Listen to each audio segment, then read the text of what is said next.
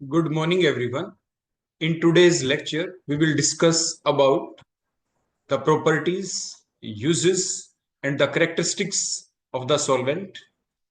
And finally, we will also see what should be the characteristic in a solvent so that we can call it as a good solvent. Means आज के lecture में हम सबसे पहले देखेंगे कि solvents के अंदर प्रॉपर्टीज क्या क्या होती हैं, फिर हम देखेंगे उन प्रॉपर्टीज के बेसिस के ऊपर उनके क्या क्या यूज हो सकते हैं, फिर हम उनको कहाँ कहाँ करें यूज। तो फिर वहां पे यूज करने के लिए अगर हमारे पास मल्टी ऑप्शन है सॉल्वेंट को यूज करने की, तो out of these different solvents हम किस सॉल्वेंट को करें यूज ताकि वो बेनिफिशियल हो हमारे लिए, इकोनॉमिकली भी हो, इन्वायरमेंटल फ्रेंडली भी हो, ताकि हम उस सॉल्वेंट को कह पाए कि that is a better solvent than the other solvent for that particular reaction. तो आज ये सारी की सारी बातें हम सीखेंगे हमारे आज के लेक्चर के अंदर। तो सबसे पहले तो हम यही देख लें कि आखिर सॉल्वेंट कहते किसे हैं। ये तो आप पहले से ही जानते हैं कि जो सॉल्वेंट है वो क्या है। जब भी आप सॉल्यूशन बनाएंगे तो सॉल्यूशन बनाते वक्त हमें दो चीजों की तो जरूरत होती ही है। वो दो चीजें कौन सी होती हैं? One is the solute and other one is the solvent. जैसे आप देख रहे हैं यहाँ पे स्क्रीन के ऊपर, सॉल्यूशन के लिए solute and solvent, these two things are required. So the substance which is present in more amount in moles, that is called as the solvent. आप उसे क्या कहेंगे? आप उसे कहते हैं solvent.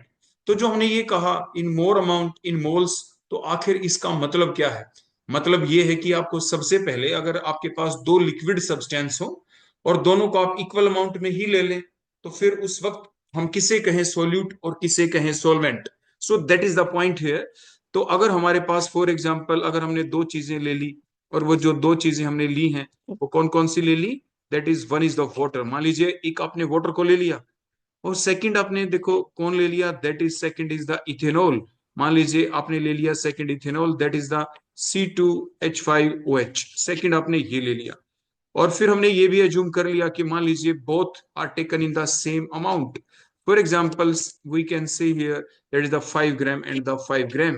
then how can we say which one is the solute or the solvent, because both are present in the same amount? But as per the definition, the we must have to see here their number of moles. To now convert these weight, that is the mass of each of these two substances, that is the water and the ethanol, convert their amount which is given here in the form of the मास, जो मास की form में यहाँ पे given उसको moles में convert करें। तो उसके लिए आपको सबसे पहले पता होना जरूरी है कि मोलिकुलर मास कितना है। बोलो किस चीज का? यहाँ पे मोलिकुलर मास ऑफ वाटर। तो वो तो हम जानते ही हैं, जो वाटर है उसका मोलिकुलर मास बोलो कितना होता है? That is the 18। And what is the molecular mass of the ethanol? अगर आप कैलकुलेट करेंगे तो आएगा 46। Now how can we calculate the number of the moles? We can calculate the number of the moles by very simple formula, that is the given mass by molecular mass। given mass को अगर हम W से represent करें और molecular mass को capital M से represent करें, तो वाटर के केस में नंबर ऑफ मोल्स बोलो कितने आएंगे? Given mass that is the 5 divided by the molar mass that is the 18। Similarly for the ethanol, that is equal to given mass 5 divided by molar mass, that is the 46, whose moles are greater? The number of moles of water are greater than the number of moles of ethanol. So these moles are greater, so water here is the solvent। water बोलो यहाँ पे किस चीज का काम करेगा? solvent का काम करेगा। तो ये तो हो गया about the definition of this solvent। ये तो हमने क्या देखी? सॉल्वेंट की डेफिनेशन यहाँ पे देख ली है कि सॉल्वेंट कहते किसे हैं। उसके बाद नेक्स्ट पॉइंट हमारा यहाँ पे आ जाता है कि जो ये सॉल्वेंट होता है इसके अंदर क्या क्या खास प्रॉपर्टी होती हैं।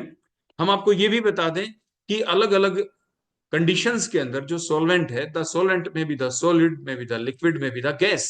सॉल्यूशन वाली यूनिट में हमने पढ़ा था, जब भी हम सॉल्यूशन प्रिपेयर करते हैं तो वहां पे जब हम सॉल्यूशन बनाते हैं तो डिफरेंट टाइप के सॉल्यूशन होते हैं। सॉल्यूशन में भी द सॉलिड सॉल्यूशन, सॉल्यूशन में भी the liquid solution, the solution में भी the gas solution. on that basis के which the solvent is whether the solid or the liquid or the gas।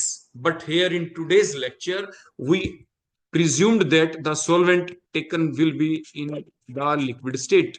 हम जो सारी बातें आज हम पढ़ेंगे और आपको समझाएंगे और बताएंगे, वो सारी बातें कब होंगी एप्लीकेबल?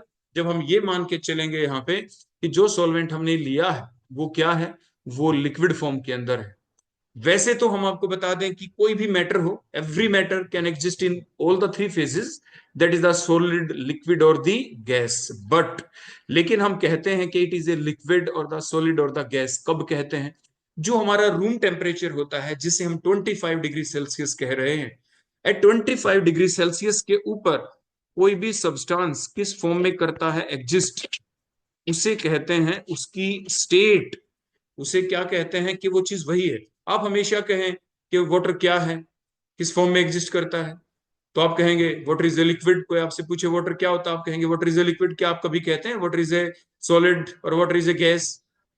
लेकिन ऐसा क्यों कहते हैं? Because at that particular temperature, that is a room temperature, that is a 25 degree Celsius, the water exist in the liquid state. तो इसलिए हम कहते हैं वाटर इज ए लिक्विड। कोई चीज जैसे फॉर एग्जांपल ऑक्सीजन हो गई, CO2 हो गई, कैसे करती हैं एग्जिस्ट? ये गैस की फॉर्म में एग्जिस्ट करती है 25 डिग्री सेल्सियस, इसलिए हम कहते हैं ऑक्सीजन क्या है, oxygen is a gas. CO2 क्या है, it is a gas, because at 25 degree Celsius के ऊपर वो जिस स्टेट के अंदर करती हैं एग्जिस्ट, उसी से हम उसको पुकारते हैं, कहते हैं। खैर, ये तो हो गई बेसिक बातें मैटर के बारे में कि मैटर थ्री जो उसकी स्टेट होती है, सॉलिड, लिक्विड, गैस। लेकिन हम किसी भी सब्सटेंस को कैसे कहें कि वो सॉलिड है, लिक्विड है या गैस, तो उसका एग्जिस्टेंस हम देखते हैं eight the room temperature, that is the 25 degree Celsius.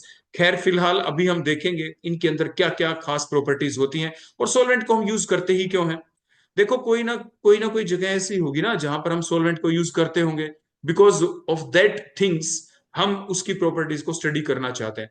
Means जो सॉल्वेंट को जो हम चूज करते हैं, कहाँ कहाँ करते हैं हम? देखो, घर में यूज करते हैं, डेली यूजेस के अंदर, ड्रिंकिंग के लिए ही उसको यूज किया जाता है, करते हैं ना आप? डिफरेंट जो भी और पर्पजेज हैं, वॉशिंग के लिए आप उसको यूज करते हैं, बाथिंग के लिए आप उसको यूज करते हैं, इंडस्ट्रीज के अंदर आप उसको यूज करते हैं, लेबोरेटरीज के अंदर आप उसको यूज करते हैं।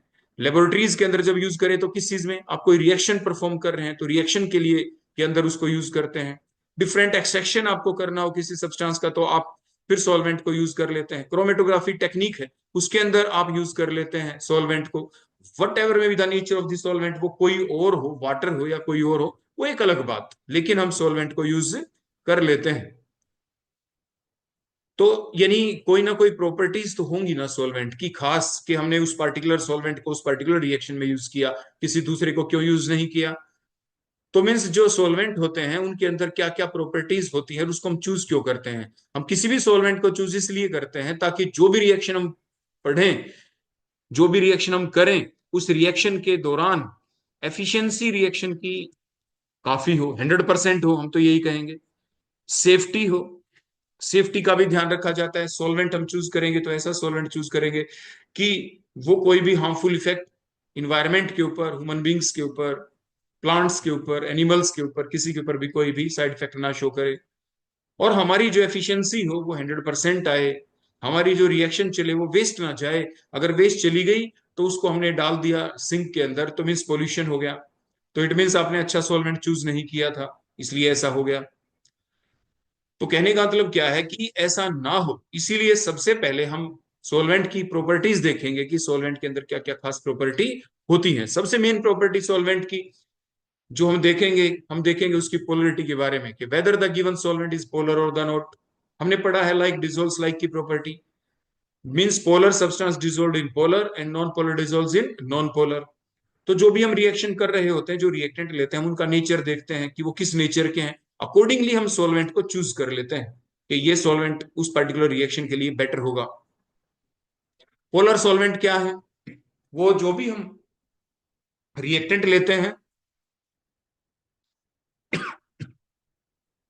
क्या करेंगे? वो रिएक्टेंट के साथ इंटरेक्शन करेंगे। आयनिक कंपाउंड है तो क्या करेंगे? आपके डाइपोल डाइपोल इंटरेक्शन बन जाएगी, आयन डाइपोल इंटरेक्शन हो जाएगी, क्योंकि देखो आयंस हैं और वाटर पोलर मॉलिक्यूल है, तो आयन डाइपोल इंटरेक्शन हो जाएगी। किसी और सब्सटेंस के साथ हाइड्रोजन बॉन्डिंग बना सकता है, मान लीजिए वाटर एज ए सॉल्वेंट, मान लीजिए आपने ले लिया, तो में जो पोलरिटी है वो जरूरी है, हमें पता होना जरूरी है कि कोई भी सॉल्वेंट जो हम ले रहे हैं वो पोलर है तो कितना पोलर है, उसे पोलरिटी इंडेक्स भी कहा जाता है, अभी हम आपको बताएंगे। तो जो पोलर सब्सटेंस होगा किसको अपने अंदर डिसोल्व करेगा, पोलर को।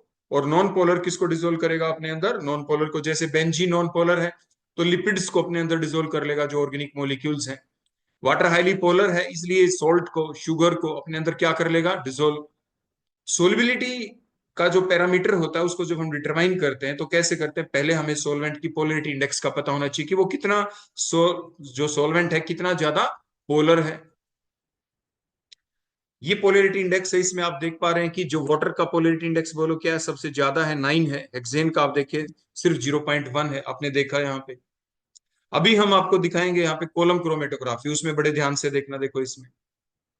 तो आपने क्या किया, सबसे पहले ये जो कॉलम बना हुआ है इसके अंदर आप देखो ये मिक्सचर दे दिया, मान लीजिए हमने आपको, आपने मिक्सचर डाला कॉलम के अंदर। इसके अंदर कुछ कंपोनेंट हम उनको सेपरेट करना चाहते हैं क्रोमेटोग्राफी के अंदर। फिर ऊपर से हम देखो सॉल्वेंट चूज करते हैं, वो एक अलग बात, रफ एंड टफ मेथड के ऊपर। अगर अननोन मिक्सचर था तो हमें एक बार पोलर लेना पड़ता है, एक बार नॉन पोलर। मान लीजिए हमने ये कोई सब्सटेंस ले लिया, हमें पहले से पता था ए और बी कंपोनेंट कौन है, उसके बेसिस के हमने सॉल्वेंट चूज किया। तो सॉल्वेंट क्या करेगा, मान लीजिए वाटर है तो जो मोर पोलर सब्सटेंस है वाटर उसको अपने पास लेके जाएगा नीचे। उसके बाद जो लेस पोलर सब्सटेंस होगा वो बाद में मूव करेगा जैसे ही हम सॉल्वेंट को डालते हैं। या मान लीजिए मूव नहीं हो रहा तो हम सॉल्वेंट को भी यहाँ पे चेंज कर सकते हैं, अब दूसरा सॉल्वेंट ऊपर से डाल देंगे ताकि वो भी मूव कर जाए और नीचे हम उसको एक्सट्रैक्ट कर पाए।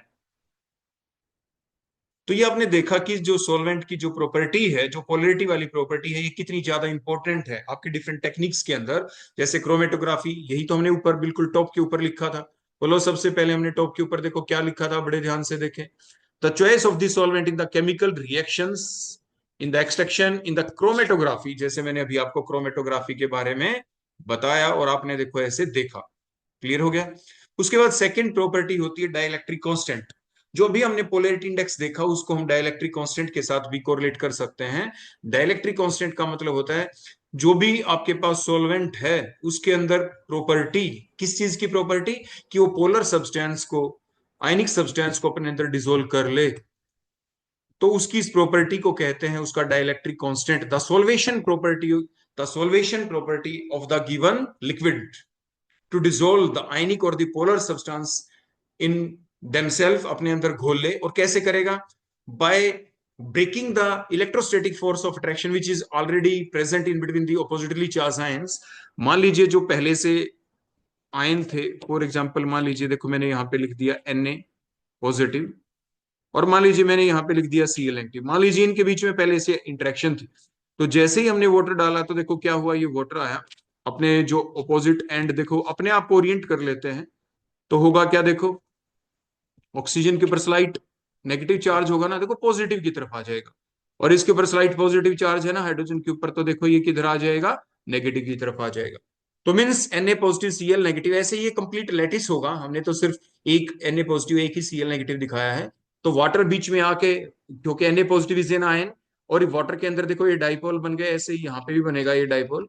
तो ये डाइपोल और ये आयन है तो आयन डाइपोल इंटरेक्शन कहते हैं। आप इसे क्या कहते हैं, देखो ओ नेगेटिव की इंटरेक्शन Na पॉजिटिव के साथ, SH पॉजिटिव की इंटरेक्शन Cl नेगेटिव के साथ, और इस तरीके से ये डिसोल्व हो गया। और आपने क्या देखा, ये बीच में जो वाटर हमने, देखो ये वाटर जो डाला इसने किस चीज का काम किया है, it simply act as an insulation, insulation कर दिया। इंसुलेशन हेयर डजेंट मीन कि अब यहां से जो करंट की हम बातें कर रहे हैं, इंसुलेशन सिंपली एक इंग्लिश का वर्ड है जो हमने यूज किया। इंसुलेशन मीन्स आपके Na पॉजिटिव और जो Cl नेगेटिव था उसके बीच में कोई बैरियर आ गया, कोई barrier. It means Na positive और Cl नेगेटिव के बीच अब इंटरेक्शन नहीं है, तो मीन्स उनके बीच में अब कोई भी आपस में इंटरेक्शन नहीं है। कोई भी इंटरेक्शन कब नहीं होती, जब बीच में जो भी चीज आई है उसकी वजह से इंटरेक्शन नहीं हो रही।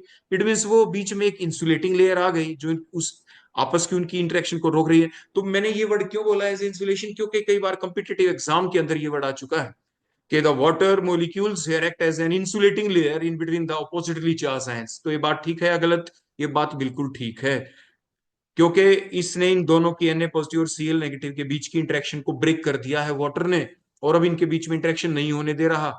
ये खुद आ गया बीच में, खुद ने इंटरेक्शन कर लिया Na पॉजिटिव और Cl नेगेटिव के साथ वाटर ने, तो मीन्स ये वाटर के अंदर डिसोल्व हो गए। तो क्योंकि ये वाटर में डिजोल्व हो गए, वाटर एक सोलवेंट है यहाँ पे, तो सोलवेंट वाटर जो है एक पोलर मोलिक्यूल है। तो जो वाटर यहाँ पे पोलर मोलिक्यूल है उसके अंदर जो है टेंडेंसी है, जो उसकी कैपेसिटी है सोलवेट कर देने की, Na पॉजिटिव के चारों तरफ वाटर होंगे, Cl नेगेटिव के चारों तरफ वाटर होंगे, मतलब ये आयन सोलवेट हो गए, मतलब Na पॉजिटिव Cl नेगेटिव को डिजोल्व कर दिया इसने अपने अंदर। तो ऐसी प्रॉपर्टी को, किसी भी सॉल्वेंट की ऐसी प्रॉपर्टी को कहते हैं डाइलेक्ट्रिक कांस्टेंट। और ये जो वर्ड हम यूज कर रहे हैं, ये यूज किसके लिए कर रहे हैं? टू डिसॉल्व दीज आयनिक और the polar substance by reducing these electrostatic force of attraction which are already present these oppositely charged ions। जिस भी सॉल्वेंट की ये हाई वैल्यू होगी डाइलेक्ट्रिक कांस्टेंट की, जैसे वाटर की 78.8 होती है, हमने नियर अबाउट जैसे 80 लिखा है, तो जितनी ज्यादा उसकी डाइलेक्ट्रिक कांस्टेंट की वैल्यू होगी, उसके अंदर ज्यादा टेंडेंसी होगी आपके ये आयंस को सोलवेट करने की। और जिसकी डाइलेक्ट्रिक कांस्टेंट की वैल्यू कम होगी, लाइक हेक्सेन, अब वो आयंस को सोलवेट नहीं कर पाएगा, आयनिक कंपाउंड को अपने अंदर डिसोल्व नहीं कर पाएगा। अब ये डिफरेंट डाइलेक्ट्रिक कांस्टेंट की वैल्यू है, जैसे इनमें among these the dielectric constant value water is 78.5, जैसे मैंने आपको बताया था। वैसे तो डाइलेक्ट्रिक कांस्टेंट की वैल्यू आपकी हाइड्रोजन फ्लोराइड की भी 83.6 है, वाटर से भी ज्यादा है। लेकिन हम आगे हम पढ़ेंगे, क्या पढ़ेंगे, कि which solvent will be called as a suitable solvent, will be called as a good solvent, किस सॉल्वेंट को हम एक अच्छा सॉल्वेंट कहें, what are the characteristic in a solvent to be called as a good solvent. तो water जो होता है यूनिवर्सल सॉल्वेंट है, ये टॉक्सिक नहीं होता, ये कोई साइड रिएक्शन शो नहीं करता। तो और जबकि जो आप नॉन टॉक्सिक है आपके हाइड्रोजन फ्लोराइड, ऐसा नहीं है। तो इट मीन्स हम वाटर को ही हमेशा प्रेफरेबल रखेंगे as compare to the HF, in spite of the fact that the dielectric constant value of HF is greater than the water। Next point आ जाता है किसकी हाई एनर्जाइजिंग पावर होगी, किस सॉल्वेंट की जिसकी डाइलेक्ट्रिक कांस्टेंट की वैल्यू 50 से 80 के बीच होगी उसकी आयनाइजिंग पावर ज्यादा होगी। मीडियम आयनाइजिंग पावर जिसकी 20 से 50 के बीच हो, और 1 से 20 के बीच होगी तो उसकी लो आयनाइजिंग पावर होगी। क्या होगी उसकी? लो आयनाइजिंग पावर। तो आपने देखा, जैसे आप इस डायग्राम में भी पिक्चर में भी देख पा रहे हैं, कोई सब्सटेंस लिया, मान लीजिए सॉल्वेंट था हमारे पास, हमने डाला और वो डिजोल्व हो गया। क्यों हुआ डिजोल्व? अगर वो पोलर सब्सटेंस था तो, आयनिक सब्सटेंस था तो, बिकॉज ऑफ दैट रीजन जो अभी हमने आपको बताया यहाँ पे डायग्राम के थ्रू समझाया। तो डाइलेक्ट्रिक कांस्टेंट को आप कुछ ऐसे भी डिफाइन करते हैं, the power of the solvent to dissolve the solute, और you can say the power of the solvent to separate apart these oppositely charge ions, that called the dielectric constant. अगली property next आ जाती है, उसे आप कहते हैं melting point और बॉइलिंग पॉइंट के बीच की जो रेंज है, जिसे हम लिक्विड रेंज कहते हैं। लिक्विड रेंज का होना बहुत जरूरी है, जितनी ज्यादा लिक्विड रेंज होगी। अब आखिर इस लिक्विड रेंज का आखिर मतलब क्या है? देखो, जैसे फॉर एग्जांपल वाटर का अगर हम केस लें, तो आप जानते हैं ना कि जो वाटर होता है, उस वाटर का बोलो boiling point, sorry freezing point बोलो कितना होता है? The freezing point of the water is 0 degree Celsius. बोलो कितना होता है? That is the 0 degree Celsius. ठीक हो गया। बॉइलिंग पॉइंट बोलो कितना है? That is the 100 degree Celsius. तो कहने का अभिप्राय, जो ये रेंज है 0 से लेके 100 डिग्री सेल्सियस, इस रेंज के अंदर क्या होगा? वाटर लिक्विड फॉर्म में एग्जिस्ट करता है, that is their liquid state. क्योंकि अगर हम इसको किसी रिएक्शन में वाटर को यूज करते हैं as a solvent, as a medium इसको यूज करेंगे, तो उस वक्त वो लिक्विड फॉर्म में रहना जरूरी है ना। मान लीजिए कोई रिएक्शन हमें करनी है 25 डिग्री सेल्सियस के ऊपर, कोई रिएक्शन हमें करनी है 30 डिग्री सेल्सियस पे, कोई करनी है 70 डिग्री सेल्सियस पे, तो उस पर्टिकुलर टेम्परेचर के ऊपर वो जो भी सॉल्वेंट हम लें एज ए मीडियम की फॉर्म में, वो लिक्विड फॉर्म में एग्जिस्ट करना ही चाहिए। तो जिस सॉल्वेंट की जितनी ब्रॉड होगी लिक्विड रेंज, वो उतना ही सुटेबल आपका सॉल्वेंट होगा for a particular reaction, for a particular process, चाहे वो प्रोसेस हम कोई भी कर रहे हैं। आप यहां पे देख सकते हैं जो रेंज है, देखो वाटर की यहाँ पे मेल्टिंग पॉइंट और बॉइलिंग पॉइंट के बीच की बोलो 0 से बोलो क्या है? 100 डिग्री सेल्सियस, आपने यहाँ पे देखा। सिमिलरली अगर आप देखेंगे अमोनिया को, आप देखें बड़े ध्यान से, देखो इसकी जो रेंज है, देखो ये आपकी जो हमारा जो रूम टेम्परेचर है उसके ऊपर तो हम इसको इस्तेमाल कर नहीं सकते यहाँ पे। तो कहने का अभिप्राय क्या है, लिक्विड रेंज भी देखी जाएगी, लेकिन उसके साथ साथ मैंने आपको बताया ना, ये भी देखा जाएगा उसका नेचर कैसा है, वो इजीली अवेलेबल है या नहीं मार्केट के अंदर, रिकवरेबल है कि नहीं है। अभी आगे हम पढ़ेंगे उन प्रॉपर्टीज के बारे में, उन फैक्ट्स के बारे में, जिसकी वजह से हम किसी सोलवेंट को एक अच्छा सोलवेंट कह पाएंगे। तो वाटर की ब्रॉड एक्सीलेंट लिक्विड रेंज है 0 से 100, इसलिए इसको यूनिवर्सल सॉल्वेंट भी कहा जाता है। और ये डिफरेंट रिएक्शंस के अंदर भी इसको यूटिलाइज हम करते हैं at even at the room temperature. कुछ रिएक्शंस ऐसी हो जो हमें लो टेम्परेचर के ऊपर करनी हो, तो लेट लो टेम्परेचर मीन्स मान लीजिए 0 डिग्री सेल्सियस से नीचे करनी है, तो 0 डिग्री सेल्सियस से नीचे जो सॉल्वेंट लिक्विड फॉर्म में रहेगा, जो सॉल्वेंट लिक्विड फॉर्म में रहेगा उसी को तो हम एज ए मीडियम की फॉर्म में यूज कर सकते हैं। अब आप बताएं, जो वाटर है, क्या आपको जो लो टेम्परेचर पे हमें रिएक्शन करनी है तो वहां पे क्या वाटर एक सुटेबल सॉल्वेंट होगा? नहीं। क्या आंसर देंगे? Because these lower because at these lower temperature, that is the below 0 degree Celsius, the water not exist in the form of the liquid state, वो liquid state की form में exist नहीं करता। तो which will be the suitable solvent? वो solvent suitable होगा low temperature के ऊपर 0 डिग्री सेल्सियस से नीचे जो लिक्विड स्टेट में एग्जिस्ट करता हो। जैसे आपने देखा यहाँ पे जो लिक्विड अमोनिया है, लिक्विड SO2 है, 0 डिग्री सेल्सियस से नीचे, आप बड़े ध्यान से देखिए जो इनकी रेंज है आप खुद देख पा रहे हैं, यहाँ पे ये लिक्विड स्टेट के अंदर एग्जिस्ट करते हैं। That's why we are saying here the liquid ammonia and the liquid SO2 are the ideal solvent to carry out the reaction at the low temperature. Low boiling solvent की utility क्या है? Low boiling solvent are generally used for the quick evaporation. मान लीजिए आपने कोई substance, कोई product आपने बना दिया, मिक्सचर ऑफ प्रोडक्ट मान लीजिए बन गए, किसी कंटेनर के अंदर मिक्सचर ऑफ प्रोडक्ट बन गए, तो हुआ क्या?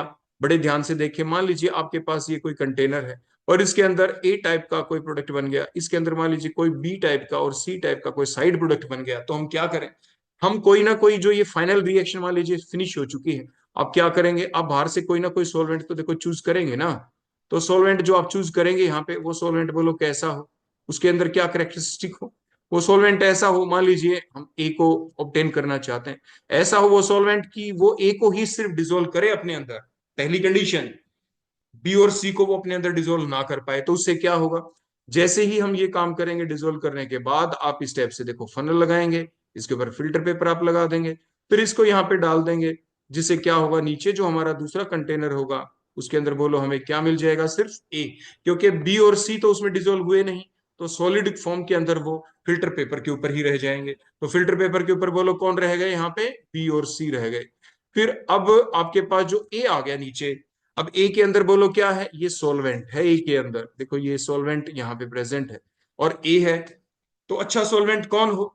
अब हम चाहते हैं सॉल्वेंट को हम रिमूव कर दें, तो वही हम बात बता रहे थे, लो बॉइलिंग सॉल्वेंट हम यहाँ पे यूज करेंगे ताकि उसको हम इजीली इवेपोरेट कर पाए और प्योर हमें ए यहाँ पे मिल जाएगा। So the low boiling solvent are useful for the quick evaporation. अगर हम इस टाइप्स की सेपरेशन करनी होती है, प्रोडक्ट के साथ साइड प्रोडक्ट बन जाए, तो पहली बात ये सॉल्वेंट ऐसा भी हो, लो बॉइलिंग तो हो ही हो, साथ के साथ वो सिलेक्टिवली किसी एक को अपने अंदर डिसोल्व कर ले और बाद में वो क्विकली इवेपोरेट भी हो जाए। हमें कोई रिएक्शन करनी है, मान लीजिए रिएक्शन करनी है, तो देखो उसके दौरान हम क्या करेंगे? रिएक्शन के दौरान आपका जो जो भी सॉल्वेंट आपने यूज किया वो स्टेबल रहना चाहिए ड्यूरिंग द होल रिएक्शन, उसके ऊपर कोई प्रभाव नहीं पड़ना चाहिए, वो सॉल्वेंट सॉल्वेंट ही रहना चाहिए, वो लिक्विड फॉर्म में है तो लिक्विड फॉर्म में ही रहना चाहिए, तो मीन्स वो डिकम्पोज ना हो। तो वही हमने बताया हाई बॉइलिंग सॉल्वेंट। हम ऐसा सॉल्वेंट यूज करेंगे हाई टेम्परेचर रिएक्शन के अंदर जिसका जो लिक्विड रेंज काफी बड़ी हो, और उसके साथ साथ जो लिक्विड रेंज वाली स्टेट है जिसके ऊपर हम कोई रिएक्शन हम कर भी रहे हैं तो भी वो कोई अनवांटेड रिएक्शन सॉल्वेंट ना दिखाए, स्टेबलाइज रहे, उसकी हाई हीट ऑफ वेपराइजेशन होनी चाहिए। मतलब जितनी हीट हम दे रहे हैं उस रिएक्शन को चलाने के लिए, उस हीट का उस सॉल्वेंट के ऊपर कोई असर नहीं पड़ना चाहिए, सॉल्वेंट इवेपोरेट नहीं होना चाहिए, तभी हम कह पाएंगे उसे हाई बॉइलिंग सॉल्वेंट है। और तभी हम कह पाएंगे that particular solvent can be preferred for the high temperature reaction because that solvent which is using as a medium gets, वो स्टेबल है उस पर्टिकुलर कंडीशंस में। नेक्स्ट जो बात अभी हमने बताई ये वही थी, अच्छा सॉल्वेंट कौन होगा? वही होगा ना जिसकी हाई हीट ऑफ वेपराइजेशन हो। क्या हो? हाई हीट ऑफ वेपराइजेशन, मतलब वो वेपर में कन्वर्ट ना हो at the temperature at which we are performing our experiment, उसके ऊपर वो स्टेबल रहना चाहिए, वो वेपर में कन्वर्ट ना हो ड्यूरिंग द होल रिएक्शन, वो स्टेबलाइज ही रहना चाहिए। So that is the fact कि हाई हीट ऑफ वेपराइजेशन होनी चाहिए for a good solvent. Hydrogen bonding ability, जो सॉल्वेंट होते हैं वो दो टाइप के होते हैं। कुछ सॉल्वेंट ऐसे होते हैं जिसमें आपके OH ग्रुप हो, HF हो, मतलब ये सॉल्वेंट ऐसे होते हैं जिनके अंदर इलेक्ट्रॉन एक्टिव एटम के ऊपर H भी है प्रेजेंट, तो ये हाइड्रोजन बॉन्डेड डोनर कहलाते हैं। दूसरे, आपके इलेक्ट्रोनेगेटिव एटम तो है, जैसे ऑक्सीजन हो गया, उसके पास लोन पेयर तो है लेकिन एच नहीं, तो उसे क्या कहते हैं हम, उन सॉल्वेंट को हम कहते हैं हाइड्रोजन बॉन्ड एक्सेप्टर्स। क्या कहते हैं बोलो? Hydrogen bond acceptors. तो ये जब भी कोई भी सॉल्वेंट ऐसा हो जो कि हाइड्रोजन बॉन्ड बना सकता हो, हाइड्रोजन बॉन्डिंग कर सकता हो, तो वो क्या करेगा, कुछ प्रॉपर्टीज को अफेक्ट जरूर करेगा। सोलिबिलिटी को अफेक्ट कर सकता है, विस्कोसिटी को, क्योंकि अट्रैक्शन ज्यादा, पार्टिकल ज्यादा नजदीक आ गए तो विस्कोसिटी इंक्रीज हो जाएगी। पार्टिकल के बीच अट्रैक्शन बढ़ गई तो होगा क्या, सोलवेंट ने पार्टिकल के साथ अट्रैक्शन कर दी, होगा क्या, बॉइलिंग पॉइंट इंक्रीज हो जाएगा। पोलर मोलिक्यूल्स के ऊपर ये बातें एप्लीकेबल होती हैं। अगर हम सोलवेंट कौन ले लें, एज ए वाटर ले लें, या कोई भी ऐसा जो हाइड्रोजन बॉन्ड बना सकता हो। जैसे डोनर अगर हम देखें तो जैसे वाटर आ गया, एल्कोहल आ गया, इनके अंदर बोलो क्या है, OH ग्रुप भी लगा हुआ होता है। सेकंड एक्सेप्टर को अगर हम देखें तो इनके अंदर क्या होता है, ये ग्रुप तो होते नहीं, जैसे H वाला ग्रुप होता नहीं, लेकिन इनके पास सिर्फ क्या होते हैं, लोन पेयर होते हैं। उसके बाद विस्कोसिटी, ये तो हमने आपको बता ही दिया कि कोई भी ऐसा सॉल्वेंट अगर हमने ले लिया जिसकी विस्कोसिटी ज्यादा है तो होगा क्या, विस्कोसिटी ज्यादा होने की वजह से रिएक्टेंट पार्टिकल्स जो हम रिएक्टेंट डालेंगे वो उसमें इजीली मूव नहीं कर पाएंगे, इजीली मूव नहीं कर पाएंगे, इजीली एक दूसरे को अप्रोच नहीं कर पाएंगे, एक दूसरे को इजीली अप्रोच नहीं कर पाएंगे तो उनके बीच में इफेक्टिव कोलिजन नहीं होंगे, इफेक्टिव कोलिजन नहीं होंगे तो आपकी रेट ऑफ रिएक्शन स्लो हो जाएगी, रेट ऑफ रिएक्शन स्लो हो जाएगी तो प्रोडक्ट आपके आराम से नहीं बन पाएंगे। तो रेट ऑफ रिएक्शन के ऊपर इफेक्ट हुआ ना। अब हम कंडक्टेंस देखें, अगर आपका जो सॉल्वेंट है वो ज्यादा गाढ़ा है, विस्कोसिटी ज्यादा है, आयंस मूव कम करेंगे, आयन मूव, क्योंकि कंडक्टेंस किस पे डिपेंड करती है, कंडक्टेंस डिपेंड करती है number of ions plus speed of the ions. Ion तो है लेकिन मूव नहीं कर पा रहे, मूव नहीं कर पा रहे तो कंडक्टेंस नहीं है, कंडक्टेंस जीरो हो गई। No movement of the ions, conductance zero. Something movement of the ions means something conductance, more movement of the ions, more will be the conductance.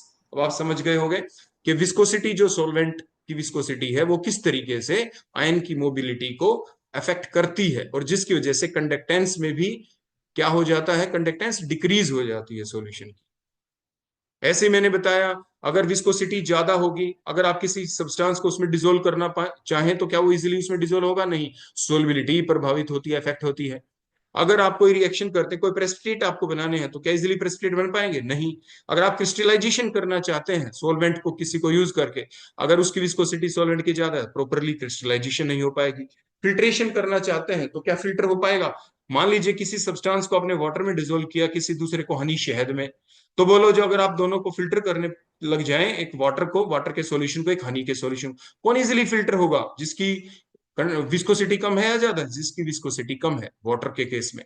Clear हो गया आपको?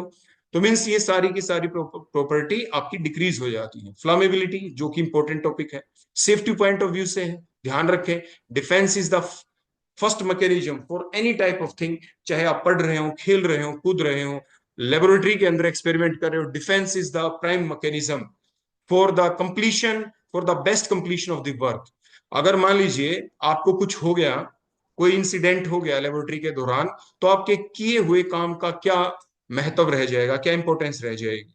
अगर आप क्रिकेट खेल रहे हैं, फुटबॉल खेल रहे हैं, अगर आपको चोट लग गई तो फिर आप कितने भी आपके अंदर गट्स हो, उसकी क्या इंपॉर्टेंस रह जाएगी। मीन्स सबसे पहले आपको क्या करना होता है, डिफेंस मैकेनिज्म। डिफेंस मीन्स अपना बचाव भी करना है, दूसरे का बचाव भी करना है। ऐसे केमिस्ट्री लेबोरेटरी के अंदर जब भी आप कोई भी एक्सपेरिमेंट परफॉर्म करते हैं तो आपको सबसे पहले ये देखना है कि कैसे करूं मैं काम, कि कोई इंसिडेंट ना हो, कोई नुकसान ना हो।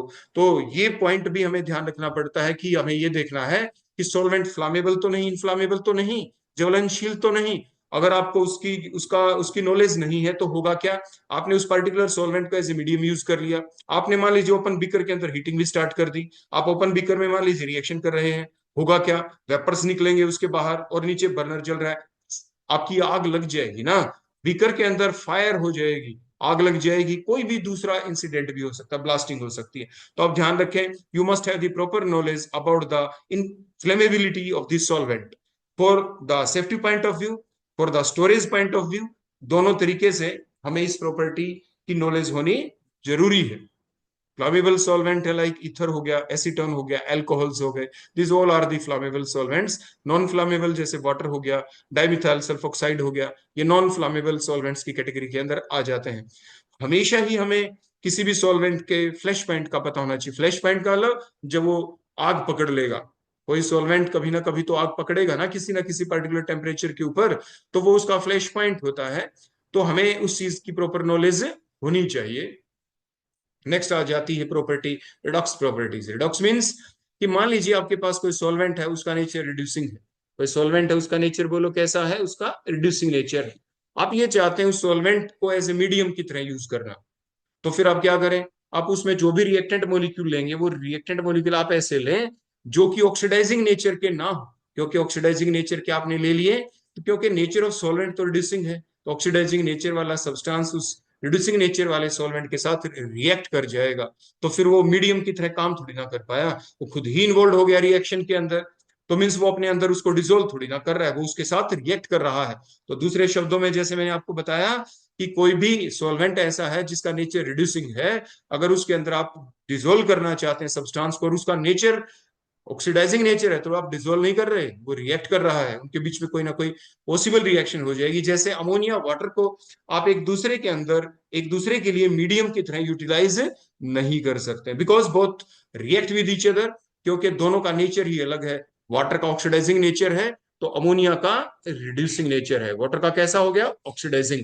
तो इट मीन दोनों के बीच पॉसिबल रिएक्शन होगी ही, अमोनिया प्लस वाटर के बीच रिएक्शन होगी। तो बोलो क्या बनेगा, इन दोनों के बीच रिएक्शन होने से, इनके बीच जब रिएक्शन होगी तो आपके अमोनियम हाइड्रोक्साइड बन जाएगा। बोलो क्या बन जाएगा, अमोनियम हाइड्रोक्साइड, NH4OH यहाँ पे सिंथेसाइज हो जाएगा। तो इस चीज का आप ध्यान रखेंगे। क्लियर हो गया। तो ये था हमारा अगला पॉइंट, अगली प्रॉपर्टी। Next, self ionization. कुछ सॉल्वेंट ऐसे होते हैं जो ऑटो आयनाइजेशन की प्रॉपर्टी को शो करते हैं। तो होगा क्या, सेल्फ आयनाइजिंग जो सॉल्वेंट होते हैं, वो किसी भी सब्सटेंस के एसिडिक या बेसिक जो नेचर होता है, जो आप उसको अगर डाल रहे हैं तो उसको अफेक्ट कर देते हैं। जैसे अमोनियम क्लोराइड को ले ले, अमोनियम क्लोराइड का नेचर अलग अलग होगा। अगर मान लीजिए लिक्विड अमोनिया है, तो अमोनियम क्लोराइड का नेचर क्या होगा, जब अगर आपने इसमें डाल दिया तो होगा क्या, जो अमोनिया है वो ऑटोनाइजेशन की रिएक्शन को शो करता है, और उसकी रिएक्शन को शो करने से होगा क्या, जैसे अमोनिया प्लस अमोनिया के बीच में रिएक्शन हुई, तो क्या हो गया बोलो, उनके बीच में क्या बन गया, एक तो बन गया अमोनियम आयन, और दूसरा क्या बन गया, NH2 एमाइड आयन यहाँ पे बन गया। तो जैसे हम अमोनियम क्लोराइड को डालते हैं, तो अमोनियम क्लोराइड को डालते ही बोलो क्या हुआ यहाँ पे, बताएं। तो अमोनियम आयन देगा, that is the common ion with that of the cationic part of the cationic part which is produced after the autoionization of the ammonia. Ammonia के ऑटोनाइजेशन के बाद जो कैटायन है अमोनियम आयन था, और anion NH2 negative ion था। तो ammonium chloride ने बोलो क्या दिया, ammonium chloride on dissociation gives the common cationic characteristics, that is the ammonium ion. ये कॉमन है यहाँ पे, आप देख पा रहे हैं। So it act as the acid here. Next, अब हम देखेंगे प्रॉपर्टीज। देखने के बाद हमारा मेन पॉइंट आ जाता है, सारी प्रॉपर्टीज हमने पढ़ ली, फिर हमें पता होना जरूरी होता है यूजेस के बारे में, कि what are the uses of the solvent, हम इनको यूज कहाँ कहाँ करते हैं। प्रॉपर्टीज में भी कुछ बातें तो हमने देख ही ली थी, तो उन्हीं चीजों को अब हम दोबारा यहाँ पे यूज कर लेंगे साथ के साथ। जैसे पहला पॉइंट, कि सॉल्वेंट को क्यों करते हैं हम use, solvent is use for the dissolution of the solute. जैसे आप देख पा रहे हैं, हमने सॉल्वेंट के अंदर किसी सब्सटेंस को डाला, उसको डिसोल्व करने के लिए हम करते हैं यूज। तो डिसोल्व क्यों हो पाया, लाइक डिसोल्व लाइक की प्रॉपर्टी है। अगर आयनिक कंपाउंड या पोलर कंपाउंड की बात करें, तो वो डाइलेक्ट्रिक कांस्टेंट यूज कर लेते हैं, जैसे मैंने अभी आपको पहले बताया ही था। तो ये जो पावर होती है सॉल्वेंट की, कि जिसकी वजह से वो आयनिक आयंस को दूर कर देता है एक दूसरे से, क्योंकि खुद वो उनको सॉल्वेट कर देता है। तो ऐसी जो प्रॉपर्टी होती है किसी भी सॉल्वेंट की, वो कहलाती है उसकी डाइलेक्ट्रिक कांस्टेंट। तो जैसे वाटर एक अच्छा सॉल्वेंट क्यों है, क्योंकि इसका डाइलेक्ट्रिक कांस्टेंट की वैल्यू 78.8 है, जैसे हमने अभी पढ़ा था। तो इसलिए most of the polar substance को डिसोल्व करने के लिए वाटर एज ए सॉल्वेंट हम यूज करते हैं। जो सॉल्वेंट और कहाँ पे हम यूज करते हैं, आपने देखा होगा काफी रिएक्शंस हैं ऐसी, कि उस रिएक्शन को परफॉर्म करने के लिए पार्टिकुलर पीएच चाहिए। पीएच को मेंटेन कैसे किया जाता है, बताएं आप।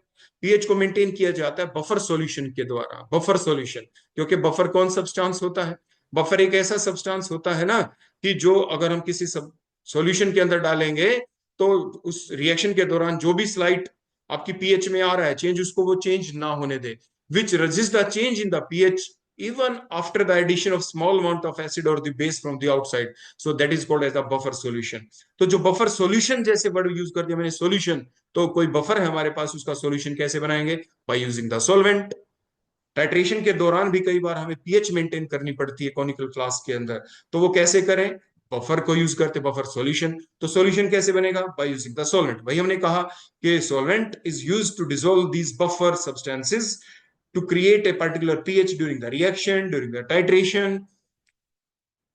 उसके बाद जो सॉल्यूशन है, सॉल्वेंट जो है वो कहाँ पे यूज करते हैं? सैंपल सॉल्यूशन बनाने के लिए। मान लीजिए आप कोई भी क्रोमेटोग्राफी कर रहे हैं, आपको स्पॉटिंग करनी है कहीं पे, मान लीजिए पेपर क्रोमेटोग्राफी टीएलसी में, तो आपको सैंपल सॉल्यूशन तो बनाना ही पड़ेगा। तो क्या यूज करेंगे? कोई सॉल्वेंट यूज करेंगे पर्टिकुलर। तो मैं मतलब डिफरेंट टेक्निक्स के दौरान सैंपल सॉल्यूशन बनाने के लिए भी, मान लीजिए आप टाइट्रेशन कर रहे हैं तो सैंपल के सॉल्यूशन बनाने पड़ेंगे ना। मान लीजिए N/2 HCl बनाना है, N/2 NaOH का सॉल्यूशन बनाना है, N/10 का मान लीजिए मोहर सॉल्ट का सॉल्यूशन बनाना है। लाइक दैट, ऐसे जो भी आप सॉल्यूशन बना रहे हैं, सॉल्यूशन बनाने के लिए, उस सैंपल सॉल्यूशन को बनाने के लिए you have the requirement of this solvent. आपको सॉल्वेंट की आवश्यकता होगी ही। प्रोडक्ट को, काफी कुछ प्रोडक्ट बन गए, उनको सेपरेट करना, अभी मैंने बताया था ना आपको पीछे कि उनके सेपरेशन के दौरान भी, सेपरेशन करने के लिए भी हमें सॉल्वेंट की आवश्यकता होती है। जैसे आप यहाँ पे देख सकते हैं कॉलम क्रोमेटोग्राफी में, आपने मिक्सचर डाल दिया। अब मिक्सचर के अंदर दो कंपोनेंट हैं, देखो जो ये कलर्ड दिख रहे थे, आपने कोई ऊपर से मोबाइल फेस कोई सॉल्वेंट डाला, देखो दो कलर अलग हो गए ना, एक येलो कलर हो गया, ऊपर आपको ऑरेंज कलर दिख रहा है, दोनों अलग होने शुरू हो गए। किसकी प्रेजेंस में? सॉल्वेंट की प्रेजेंस में। देखो पहला कंपोनेंट आपके निकल गया, क्योंकि ऊपर से जो सॉल्वेंट डाला, उस सॉल्वेंट के साथ जिस कंपोनेंट की अट्रैक्शन थी ज्यादा, इंटरेक्शन थी ज्यादा, वो उसको मूव कर ले गया था अपने साथ। अब जो दूसरा था, मान लीजिए पोलर डाला था हमने, अब मान लीजिए आपने ये लेस पोलर डाल दिया, अब ये लेस पोलर कंपोनेंट्स जो बच गए थे पीछे, अब उनको अपने साथ मूव कर ले जाएगा। आप सॉल्वेंट को चेंज भी कर सकते हैं ड्यूरिंग दैट पर्टिकुलर प्रोसेस, उसकी मूवमेंट को क्रिएट करवाने के लिए। तो सेपरेशन ऑफ द कंपोनेंट के लिए यूज किया जाता है सॉल्वेंट्स को। तो जैसे मैंने बताया, solvent is use for the separation of the product form. मान लीजिए साथ के साथ आपके पास कोई मिक्सचर है, उसमें मान लीजिए सैंड प्लस NaCl है मान लीजिए, तो आप क्या करेंगे? सैंड प्लस NaCl को कैसे आप सेपरेट कर सकते हैं? आप बताएं, शाबाश। सैंड प्लस NaCl दोनों में आप क्या डाल देंगे? बोलो। आपने इसके अंदर वाटर डाल दिया। बोलो क्या डाला आपने इसके अंदर? वाटर। तो वाटर क्या करेगा? वाटर जो है, जो NaCl पार्ट है, इसको अपने अंदर डिसोल्व कर लेगा, सैंड को तो नहीं करेगा। फिर आप देखो यहां से फिल्टर कर देते हैं, आपने फिल्टर किया, तो फिल्टर करने के बाद जो फिल्टर पेपर है उसके ऊपर बोलो कौन रह जाएगा? यहाँ पे ऊपर तो सैंड रह जाएगी, और नीचे बोलो कौन आ जाएगा? नीचे आ जाएगा NaCl। तो नीचे बोलो कौन पहुंच गया यहाँ पे? Water plus NaCl। फिर दोनों को आप सिंपल डिस्टिलेशन करेंगे, वाटर इवेपोरेट हो जाएगा, NaCl आपको मिल जाएगा। तो इस तरीके से आप सैंड और वाटर को सेपरेट कर पाते हैं। फर्दर जैसे आपने देखा होगा सॉल्वेंट एक्सट्रैक्शन जो प्रोसेस होती है, उसमें देखो हम क्या करते हैं, इसकी यूटिलिटी क्या है, आपने देखो पढ़ा होगा। मान लीजिए हमारे पास समस्या क्या आ गई, प्रॉब्लम क्या आ गई कि आपके पास मान लीजिए कंटेनर है, उस कंटेनर के अंदर कोई सॉल्वेंट है, मान लीजिए कोई क्या है, बोलो आपके पास कोई सॉल्वेंट है। और जो सॉल्वेंट है आपके पास, देखिए वो किस टाइप का सॉल्वेंट है। वो सॉल्वेंट ऐसा, मान लीजिए उसको सॉल्वेंट नंबर 1 कह देते हैं, सॉल्वेंट नंबर 1। ठीक हो गया। इसके अंदर कोई एक कंपोनेंट है जो इसके अंदर डिजोल्व फॉर्म के अंदर, इसके अंदर डिजोल्व है। अब हम इसको सेपरेट कर ही नहीं पा रहे, एक कोई सॉल्वेंट के अंदर से नहीं निकाल पा रहे। आपने कहा सर हीट कर देते हैं सॉल्वेंट, नो, ऐसा करने से ये अलग ही नहीं हो पा रहा, इसके साथ ही निकल जाता है। तो अब हम क्या करें? Now that technique is used. अब हमने क्या किया, हमने इसके अंदर डाल दिया यहाँ पे सॉल्वेंट नंबर 2। क्या डाल दिया बेटा हमने यहाँ पे? इसके अंदर सॉल्वेंट नंबर 2 हमने इसमें डाल दिया, सॉल्वेंट 2। जो सॉल्वेंट 2 दिया वो कैसा हो? ये सॉल्वेंट जो 2 है ना, ये सॉल्वेंट जो 1 हमने लिया था, इस सॉल्वेंट 1 के अंदर इमिसिबल होना चाहिए। बोलो क्या होना चाहिए? इमिसिबल। इमिसिबल का मतलब क्या है? उसमें मिक्सअप ना हो, तो इमिसिबल हो गया। उसके बाद दूसरा पॉइंट क्या है? जो ये ए सब्सटेंस है, ए सब्सटेंस की जो सॉल्वेंट 2 है उसके साथ ज्यादा इंटरेक्शन होनी चाहिए, इसके साथ ज्यादा इंटरेक्शन हो, और इसके साथ बोलो क्या हो? लेस इंटरेक्शन होनी चाहिए, लेस। इसके साथ इंटरेक्शन बोलो क्या हो? लेस। जब तक नहीं था, सॉल्वेंट 2 नहीं डाला था, तो डिजोल्व था 1 में। अब डाला और उसके बाद ये इमिसिबल थे, मतलब 2 सेपरेट, देखो लेयर बन गई यहाँ पे, देखो इस टाइप से 2 लेयर बन गई इस कंटेनर में। ऊपर तो बोलो कौन हो गया? कोई भी जो इनमें से जो भारी होगा वो हमेशा नीचे चला जाएगा। मान लीजिए हमने डाला, फिर शेक किया, शेक करने के बाद अब देखो घटना क्या घटी। मान लीजिए सॉल्वेंट टू ऐसा लिया जिसकी डेंसिटी ज्यादा थी, तो मान लीजिए जो नीचे वाला लिक्विड है, ये लिक्विड नंबर मान लीजिए 2 आ गया, ऊपर वाला लिक्विड नंबर बोलो कौन था हमारा 1। अब जब हमने इनको शेक किया, शेक करने के बाद पहले बोलो जो ए कंपोनेंट तो सोलेंट 1 में था ना, देखो ऊपर, अब वो मूव करके और बोलो कहाँ पे पहुंच गया, वो नीचे ए में पहुंच गया, क्योंकि हमने कहा कि ए की एफिनिटी सोलवेंट 2 के साथ ज्यादा होनी चाहिए। That the condition for the choice for the solvent. जब हम चूज करते हैं सोलवेंट का, तो कैसे चूज करें, सोलवेंट तो काफी है। तो ये जो सोलवेंट एक्सट्रैक्शन, जो ये सोलवेंट एक्सट्रैक्शन जो नेक्स्ट हेडिंग हम यहाँ पे बता रहे थे कि किस तरीके से हम कंपोनेंटों को सेपरेट कर सकते हैं, ए को कैसे अलग कर सकते हैं, वो जो सेपरेट नहीं हो पा रहा था। So that technique is called as the solvent extraction. फिर हमने शेक किया और धीरे धीरे on the basis of their partition coefficient, आपका एक ही मूवमेंट बोलो किस में ज्यादा हो गई, सोलवेंट इसके अंदर आपकी ज्यादा हो गई। तो multi step extraction is better than the single step extraction. ये काम हम एक बार नहीं, ये कई कई बार करेंगे। ये जब तक करेंगे जब तक कि लिक्विड जो 1 था, सोलवेंट 1 था, उसके अंदर से एक कंप्लीटली रिमूव ना हो जाए, तब तक हम बार बार यही प्रोसीजर अपनाते रहेंगे। बार बार दोबारा से आपके जो ऊपर वाली जो लेयर देखो ये बच गई ना, अब हम नीचे से टैप हटा के देखो निकाल देंगे, बोलो कौन निकलेगा यहाँ पे, लिक्विड 2 आ गया नीचे। और लिक्विड 2 जब नीचे आ गया तो उसके अंदर बोलो कौन है, ए। और ए क्या है, इजिली इवेपोरेबल भी होना चाहिए, वो इजिली वेपराइज हो जाए। बोलो कैसा होना चाहिए, इसका बॉइलिंग पॉइंट कम हो सोलवेंट 2 का। बोलो मैंने क्या बताया, जो वही कंडीशन जो हमने पीछे पढ़ी थी, बोलो इसका बॉइलिंग पॉइंट बोलो क्या होना चाहिए, इसका लो होना चाहिए। और ये इजिली वेपराइज हो जाए, बोलो क्या हो जाना चाहिए, इजिली वेपोराइज। इजिली वेपोराइज हो जाए तभी तो हम इसको गुड सॉल्वेंट कह पाएंगे, तभी तो हम बोलो इसको क्या कह पाएंगे, it is a good solvent. Clear हो गया, बात आपको अच्छे से समझ में आ गई होगी। उसके बाद क्या करेंगे, मैंने अभी बोला multi step extraction is better than the single step. उसका मतलब क्या है, आपका जब ये लिक्विड 2 पूरी तरह से नीचे से निकल गया, ऊपर बोलो कौन रह गया, ऊपर रह गया आपका लिक्विड 1। मान लीजिए इसके अंदर 100 पार्टिकल थे ए के, और हो सकता है इक्का दुक्का पार्टिकल, कुछ पार्टिकल 10-20 पार्टिकल अभी भी ऊपर बच गए हों, काफी पार्टिकल तो मान लीजिए ए के पहले ही नीचे आपके इसके अंदर आ गए थे। हम क्या करेंगे, जब ये लिक्विड 2 पूरा का पूरा जब जब नीचे से निकल जाएगा तो ऊपर रह जाएगा लिक्विड 1, तो हम दोबारा से इसमें ऊपर से बोलो क्या डालेंगे, दोबारा से फ्रेश लिक्विड 2 ले लेंगे। हम बोलो क्या डालेंगे इसके अंदर से, दोबारा से लिक्विड 2, फिर से वही शेक करेंगे, उसी टाइप से फिर 2 लेयर बन जाएंगी, क्योंकि लिक्विड 2 की डेंसिटी ज्यादा, वो नीचे चला जाएगा। दोबारा से जो बचे हुए ए कंपोनेंट थे, क्योंकि ए की एफिनिटी सोलेंट 2 के साथ ज्यादा है, वो दोबारा से नीचे वाली लेयर में आ जाएंगे, एंड सो ऑन कर रहे हैं ना हम। इसी को कहते हैं मल्टी स्टेप एक्सट्रैक्शन, मतलब बार बार लिक्विड 2 को यूज करना। कि किस लिए, लिक्विड जो आपका 1 था, जो सॉल्वेंट 1 था, उसके अंदर जो ए कंपोनेंट है उसको कंप्लीटली बाहर निकालने के लिए, ए के सॉल्वेंट 1 के अंदर से ए कंपोनेंट को एक्सट्रैक्ट करने के लिए। क्योंकि ये सारा काम हम एक दूसरे सॉल्वेंट की हेल्प से कर रहे हैं, तो इसलिए टेक्निक का नाम बोलो क्या था यहाँ पे, that is the solvent extraction. एक सॉल्वेंट के अंदर ए था, किसी दूसरे सॉल्वेंट को यूज करते हुए हमने उसको एक्सट्रैक्ट कर लिया, लेकिन विद सम पर्टिकुलर कंडीशंस।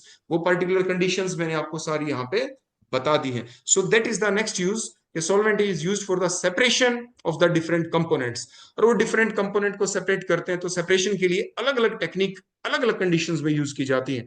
जैसे NaCl और सैंड को सेपरेट करने के लिए सिंपल डिजोल्व हो गया था, फिल्ट्रेशन की, बाद में जो वाटर और NaCl आया, सिंपल डिस्टिलेशन की, वाटर अलग NaCl अलग, वहां पे तो हो गया। सिमिलरली यहाँ पे जो ए कंपोनेंट है वो सॉल्वेंट में तो था ही, लेकिन अब अलग नहीं हो पा रहा, फिर उस कंडीशन में हमें सॉल्वेंट एक्सट्रैक्शन यहाँ पे करनी पड़ी।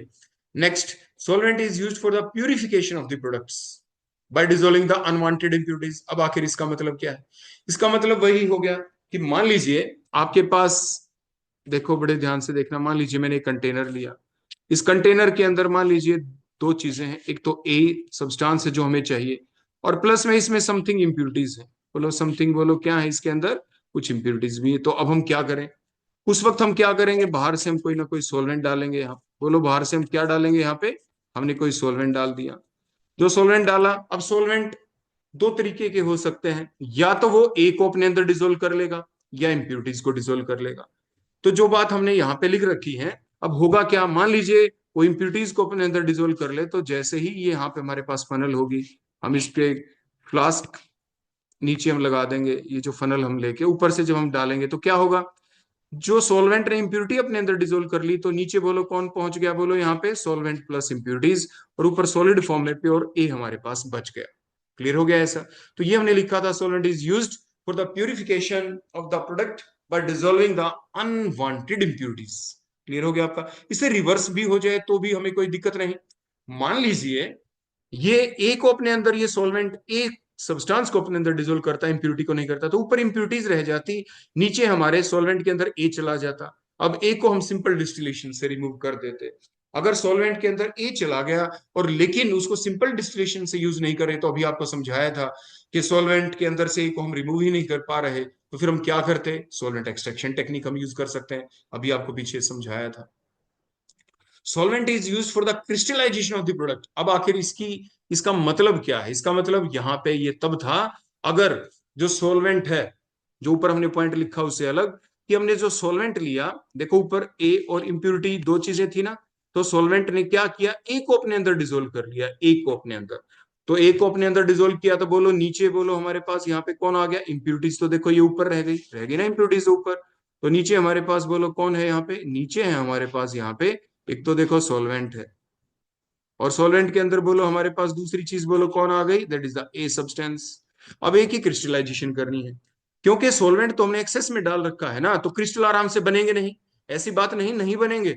आप इस कंटेनर को एक चाइना डिश के अंदर डाल के आप रख के चले जाएं, 1 दिन 2 दिन 5 दिन में धीरे धीरे जैसे जैसे सॉल्वेंट इवेपोरेट अपने आप होगा, वेपराइजेशन उसकी धीरे धीरे होगी, इसकी कंसंट्रेशन बढ़ेगी, जैसे जैसे सैचुरेटेड सॉल्यूशन बनेगा, तो एक पॉइंट आएगा कि जब सैचुरेशन पॉइंट आएगा उसके बाद क्रिस्टलाइजेशन पॉइंट आएगा, फिर ऐसे पहले धीरे धीरे क्रिस्टल, फिर ज्यादा क्रिस्टल बन जाएंगे। की बजाय लंबा समय लगे, आप क्या करेंगे?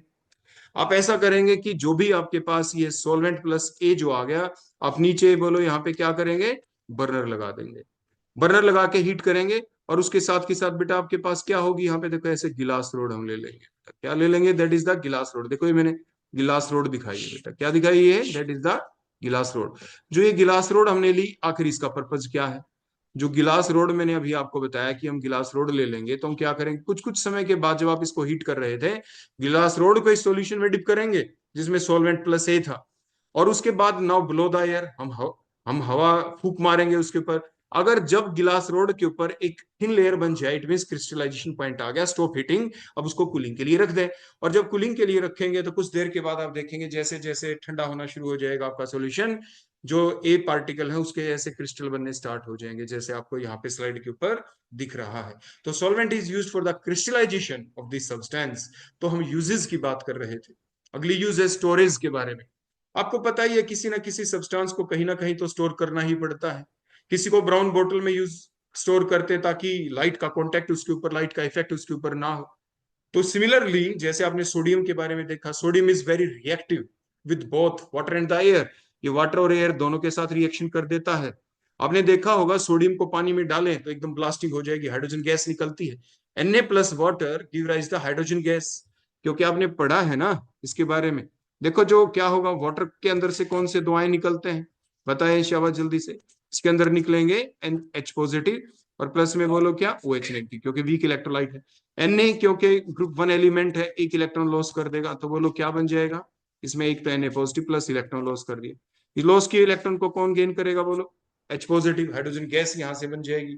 तो कहने का मतलब हाइड्रोजन गैस इनफ्लामेबल होती है, क्या होती है? और हवा में ऑक्सीजन तो है ही, तो इट कैचेस फायर, आग पकड़ लेगी। तो कहने का अभिप्राय क्या है कि sodium is reactive with both air and the water, so sodium is stored. कहां करे स्टोर? स्टोरेज का मतलब होता है एक ऐसा सॉल्वेंट जिसके साथ वो सब्सटेंस रिएक्ट ना कर सके। सोडियम को केरोसिन ऑयल में क्यों डालते हैं? क्योंकि सोडियम केरोसिन के साथ रिएक्ट नहीं करेगा। सोडियम को बेंजीन के अंदर क्यों डालते हैं? क्योंकि सोडियम बेंजीन के साथ रिएक्ट नहीं करेगा। इवन हम आपको एक इंपॉर्टेंट क्वेश्चन बता दें यहाँ पे, कि कभी ये आ जाए किसी सॉल्वेंट को हमें ड्राई करना है, किसी सॉल्वेंट को हमें क्या करना है? ड्राई करना है। ड्राई मींस उसमें कोई ना कोई मॉइस्टनेस है। जैसे बेंजीन को हमें ड्राई करना है, तो हम क्या करेंगे? तो बेंजीन के अंदर, क्योंकि बेंजीन के साथ कौन रिएक्ट नहीं करता? सोडियम रिएक्ट नहीं करता। तो सोडियम की को एक मशीन के थ्रू डालते हैं, तो बिल्कुल जैसे कॉपर वायर होती है ना, ऐसे वायर बननी शुरू हो जाती है सोडियम की, और सीधे मान लीजिए इसी बोतल में जो आपके सामने है, इसी में अगर बेंजीन होता, तो ऊपर से बोलो हम क्या डालना शुरू कर देते? इसमें सोडियम वायर। देखो इसमें सोडियम वायर इसमें पास कर देते। आप कभी देखना लेबोरेटरी के अंदर जाके, जो बेंजीन होगी, जो रिसर्च वाले काम कर रहे हो, उस रिसर्च लैब में जाना और बेंजीन की बड़ी बोतल रखी उसमें आप देखना, आपको नीचे ऐसे सर्कुलर फॉर्म में ऐसे आपको कुछ वायर से दिखाई देंगी। आप पता है वो किस चीज की होती हैं? These are of sodium wire. वो किस चीज की होती हैं? सोडियम वायर होती है। For the drying of the benzene उसको यूज किया जाता है। फिर हम उसको क्लोज कर देते हैं। क्लियर हो गया? इतनी बात आपको समझ में आ गई होगी। तो जब कभी भी आपसे कोई ये पूछा जाए which is the better substance for drying of that particular substance, तो ड्राइंग ऑफ द सॉल्वेंट, तो कौन होगा? जो उसके साथ रिएक्ट ना कर सकता, उसको ड्राइंग के लिए यूज किया जाता है। अब आप यहां पे देखें व्हाइट फास्फोरस को, एलोट्रोप ऑफ फास्फोरस है white phosphorus. Allotropy is the property due to which an atom of the element exists in more than one form, that called as the allotropy. तो allotropic form white phosphorus, red phosphorus, black phosphorus. Black phosphorus जो कि good conductor होता है, आपने याद किया था ना, काले काले गुड कंडक्टर। ब्लैक फास्फोरस भी काला होता है। आपके जो ग्रेफाइट होता है, कार्बन के जो एलोट्रोप है, graphite, diamond, these are the allotrope of carbon. तो ग्रेफाइट भी काला होता है। तो ऐसे मैं बच्चों को बताता हूँ कि बेटा कैसे याद करें गुड कंडक्टर। जो ग्रेफाइट होता है that is also black. Black phosphorus, क्योंकि नाम में जैसे ब्लैक आ गया, both are good conductor, like that आप यूज कर लेते हैं। कई बार किसी कॉम्पिटेटिव एग्जाम में आ जाए which is the good conductor, white phosphorus और दी ब्लैक फास्फोरस, तो आप ब्लैक फास्फोरस की टिक कर देते। Which is the reactive form of, which is the reactive allotropic form of the आपकी फास्फोरस, तो आप व्हाइट फास्फोरस के ऊपर करते हैं, क्योंकि कुछ समय के बाद ये रिएक्टिव होकर अपना कलर भी चेंज कर लेता है and it becomes yellow. So white phosphorus also called as the yellow phosphorus. ये तो मैंने कुछ साइड की बातें बताई। आ जाते हैं अपने मेन पॉइंट के ऊपर ही, यूज ऑफ द सॉल्वेंट। क्योंकि जो वाटर होता है, जो वाटर, यहां पे ये व्हाइट फास्फोरस के साथ रिएक्ट नहीं करता। White phosphorus is reactive only for the air, air के साथ रिएक्शन कर देता है, वाटर के साथ रिएक्ट नहीं करता। So the white phosphorus can be stored in the, white phosphorus can be stored in the water. आप जो यहाँ पे इस बोतल में देख रहे हैं, यहाँ पे ये वाटर है, ये डिस्टिल्ड वाटर हमने ले रखा है, और इसके अंदर हमने व्हाइट फास्फोरस को यहाँ पे स्टोर करके आपको दिखा रखा है। और ये देखो, जब भी आप कभी भी लैब में जाएं, वैसे मैंने अलग से वीडियो लेक्चर बना रखा है, उसमें आप पढ़ सकते हैं। ये जो सिंबलाइजेशन होती है ना बेटा, देखो ये लिख रखा हाईली इन्फ्लामेबल लिख रखा है ना, देखो इसके ऊपर, देखो ये सिंबल होता है इन्फ्लामेबल। ये टॉक्सिक, देखो ये सिंबल जो इधर दिख रहा है दूसरा, ये टॉक्सिसिटी का सिंबल होता है। हमें ये सिंबल याद रखने जरूरी होते हैं। एक होता है MSDS, material material safety data sheet, material safety, MSDS data sheet. जो भी हम ये कोई भी केमिकल जब हम परचेज करते हैं ना कहीं से भी, किसी कंपनी से, तो वो कंपनी वालों का फर्ज बनता है कि वो हमेशा ही हमें एमएसडीएस शीट देते हैं। उसके अंदर सारे के सारे जो केमिकल हम खरीदते हैं उनके सेफ्टी रेगुलेशंस लगे हुए होते हैं। ये सारी सिंबलाइजेशन के बारे में उसमें इंफॉर्मेशन दे रखी होती है। तो इनकी नॉलेज जब भी हम केमिस्ट्री लेबोरेटरी के अंदर एंटर करें तो इसकी नॉलेज होनी जरूरी है। क्योंकि हम पढ़ भी तो वही रहे हैं, किसी केमिकल रिएक्शन के दौरान सॉल्वेंट के क्या क्या यूज होते हैं, सॉल्वेंट को कैसे हम चूज करें। सिमिलरली जब भी हम किसी और सब्सटेंस को, चाहे वो सॉल्वेंट की फॉर्म में यूज करना हो या कैसे भी यूज करना हो, हर एक के ऊपर जो ये सिंबल लगे हुए होते हैं, इन सभी सेफ्टी सिंबल्स, इनको हम जरूर देखेंगे, उनके मतलब का ज्ञान होना हमें जरूरी है। नेक्स्ट, सॉल्वेंट और कहां पे यूज होते हैं? Solvent are generally been used for the cleansing action. पानी को जैसे हम यूज करते हैं ना, यूनिवर्सल सॉल्वेंट है, जितने भी हमारे गिलास वेयर है उनको क्लीन करने के लिए हम इसको यूज करते हैं। उसके बाद ड्राइंग के लिए भी यूज करते हैं। आपने देखा होगा, हमने वॉश तो कर लिया अपना इंस्ट्रूमेंट, उसके बाद आपने देखा होगा ना नेल पॉलिश रिमूवर भी होता है, नेल के ऊपर एसीटोन यूज करते हैं। सिमिलरली जो एसीटोन होता है, इसको हम एज ए ड्राइंग द गिलास वेयर के लिए भी इसको यूज करते हैं, हम रिंस करते हैं। बोलो क्या करते हैं? हम रिंस कर लेते हैं। राउंड बॉटम फ्लास्क हुआ, बीकर हुआ, जो भी हमें किसी पर्टिकुलर रिएक्शन के लिए उसको चाहिए, वाटर से वॉश करने के बाद हम क्या करते हैं, उसको डायरेक्ट ओवन में तो रखेंगे नहीं, क्योंकि ओवन क्या करेगा? मान लीजिए आप कोई टाइट्रेशन कर रहे हैं, मेजरिंग फ्लास्क है, मेजरिंग सिलेंडर है, मेजरिंग सिलेंडर को मान लीजिए आपको ड्राई कर रहे हैं, तो आप ऐसा नहीं कि ओवन में रख देंगे, वॉल्यूम चेंज हो सकता है, गिलास फैलता है। तो इसीलिए हम क्या करेंगे ड्राइंग के लिए? आप एसीटोन को करते हैं यूज, रिंस कर लेते हैं उसको, और 2 पल के लिए रखा, वो इजिली इवेपोरेट हो जाता है। उसके बाद सॉल्वेंट को एज ए मीडियम की फॉर्म में यूज करते हैं, ये तो हमने काफी बता ही दिया आपको। क्योंकि सॉल्वेंट के अंदर मीडियम की फॉर्म में यूज करने का मतलब, so that the reactant molecules और द आयनिक कंपाउंड है, तो ions can move freely, can collide effectively during the reaction and result in the formation of the product in a very efficient manner. तो इसीलिए ये as a medium भी use किया जाता है। सॉल्वेंट जो है रिएक्शन का पाथवे भी बदलते थे, आप ध्यान से देखना। ये SN1 रिएक्शन है, एक ही रिएक्टेंट मॉलिक्यूल था, ये लिविंग ग्रुप था, लिविंग न्यूक्लियोफाइल देखो रिमूव हो गया। अब कोई नया स्ट्रॉन्ग न्यूक्लियोफाइल आएगा, या तो ये बैक साइड से अटैक करेगा, जैसे अटैक किया, एक देखो ये प्रोडक्ट बन गया, या इसी के ऊपर कोई फ्रंट साइड से भी अटैक कर सकता है, तो ये दूसरा आइसोमर बन जाता है। तो SN1 रिएक्शन थी जिसमें फर्स्ट स्टेप में आपने देखा था एक ही रिएक्शन, एक ही रिएक्टेंट मॉलिक्यूल इन्वॉल्व था और उसमें कार्बोकेटायन बना, आयनिक स्पीसी बनी, इसलिए प्रोटिक सॉल्वेंट की प्रेजेंस में ये रिएक्शन चलती है। ये SN1 reaction is favoured by the protic solvent. Clear हो गया? तो ये हम सॉल्वेंट का यूज बता रहे थे। SN2 रिएक्शन जिसमें साइमल्टेनियसली दो मॉलिक्यूल का अटैक होता है, जैसे आपने देखा स्ट्रॉन्ग न्यूक्लियोफाइल देखो आया, इसने अटैक किया, देखो अब ध्यान से देखना, स्ट्रॉन्ग न्यूक्लियोफाइल ने आया और बोलो क्या करने जा रहा है यहाँ पे ये अटैक, और उसके बाद स्ट्रॉन्ग न्यूक्लियोफाइल ने अटैक किया, वीक न्यूक्लियोफाइल देखो निकल गया। यहाँ पे SN2 reaction means two moles, two reactant molecules get involved in the first step of the reaction. तो फिर अब यहाँ पे कंप्लीट पॉजिटिव नेगेटिव चार्ज तो नहीं आया, so that reaction takes place in the aprotic solvent like DMSO। तो SN तो देखा ना use of the solvent. Solvent को अगर हमें नैनो पार्टिकल बनाने हो तो उसकी सिंथेसिस के दौरान, नैनो पार्टिकल की स्टेबलाइजेशन के दौरान भी सॉल्वेंट को हम यूज करते हैं। सॉल्वेंट को कब यूज किया जाता है? For the shifting of the equilibrium. कोई रिएक्शन चल रही है और उसके दौरान आगे कोई आयनिक कंपाउंड बन गया, तो जो पोलर सॉल्वेंट होंगे उस रिएक्शन को फॉरवर्ड डायरेक्शन में ले जाएंगे। तो the polar solvent will stabilises the ions, so the equilibrium will shift towards the ionised side whether the ionic substance is the reactant और द प्रोडक्ट। अगर रिएक्टेंट आयनिक substance है और बाद में जो प्रोडक्ट बन रहा है वो आपका आयनिक नहीं है, तो रिएक्शन बैकवर्ड डायरेक्शन में ही जाएगी, आगे नहीं जाएगी। अगर आपने पोलर सॉल्वेंट ले रखा है तो अगर आप चाहते हैं आगे चले तो नॉन पोलर सब्सटेंस आप लें, ताकि क्योंकि आगे जो प्रोडक्ट बन रहा है वो नॉन पोलर है। तो लाइक डिसॉल्व्स लाइक की प्रॉपर्टी होती है। Second, hydrogen bonding. अगर कोई सॉल्वेंट ऐसा है जो स्टेबलाइज कर दे, मान लीजिए आपने पढ़ा है कीटोइनॉल टोटेमेरिज्म, तो कीटोइनॉल टोटेमेरिज्म के दौरान मान लीजिए आपके पास एसीटोन है, मान लीजिए देखो ये मैंने यहाँ पे लिखा आपके लिए, ये CH3 को देखो मान लीजिए मैं शो कर दूं यहाँ पे, देखो एक H इसका शो किया मैंने, और यहाँ पे आप देखें ये कार्बोनिल ग्रुप मान लीजिए मैंने शो कर दिया रहा, और इसके अंदर चलेगी टोटोमेरिज्म क्योंकि अल्फा हाइड्रोजन है, दोनों यहाँ पे मूव किए, इस कार्बन के 5 बॉन्ड हो गए, दोनों इलेक्ट्रॉन आगे मूव किए, तो ऐसे इक्विलिब्रियम देखो शिफ्ट हो जाएगा, यहाँ पे इनोल फॉर्म बन जाएगी। यहाँ पे देखो ये जो CH2 था यहाँ पे, और आगे बोलो कैसा बॉन्ड बन गया यहाँ पे, ये डबल बॉन्ड आ गया यहाँ पे, ये C सिंगल बॉन्ड होके देखो यहाँ पे OH आ गया ना OH, तो अब हाइड्रोजन बॉन्डिंग यहाँ पे हो जाएगी। तो ये बोलो कैसी बॉन्डिंग शो कर देगा यहाँ पे, हाइड्रोजन बॉन्डिंग, क्योंकि इनोल फॉर्म है, क्योंकि इन आ गया डबल बॉन्ड और OH आ गया, तो that enol form get stabilize in the water due to the hydrogen bonding.